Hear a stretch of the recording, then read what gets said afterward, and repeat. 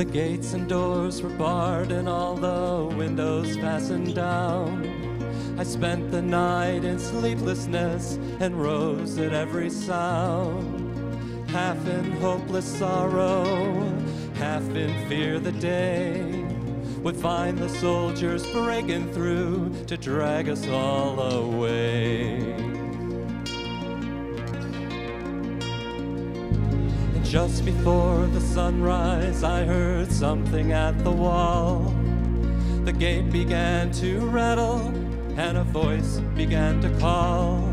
I hurried to the window and looked down into the street, expecting swords and torches and the sound of soldiers' feet.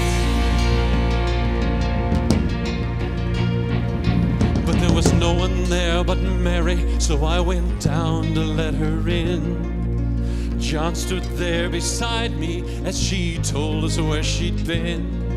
She said they'd moved him in the night, but none of us knows where. The stone's been rolled away, but now his body isn't there. So we both ran through the garden, and then John went on ahead.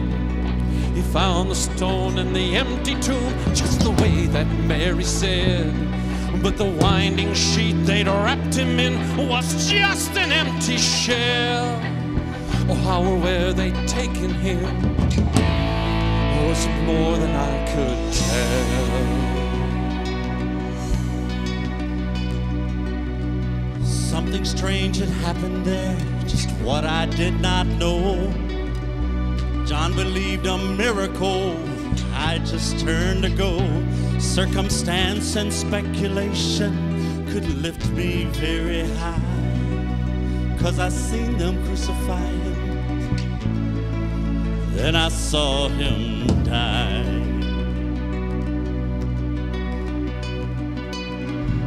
Back inside the house again, the guilt and anguish came. Everything I promised him was added to my shame. When at last it came to choices, I denied I knew his name. Even if he was alive, it could never be the same. Then suddenly the air was filled with a strange and sweet perfume. Light that came from everywhere drove shadows from the room. Then Jesus stood before me with his arms held open wide, and I fell down on my knees and I just clung to him and cried. He raised me to my feet, and as I looked into his eyes, love was shining out from him like sunlight from the sky.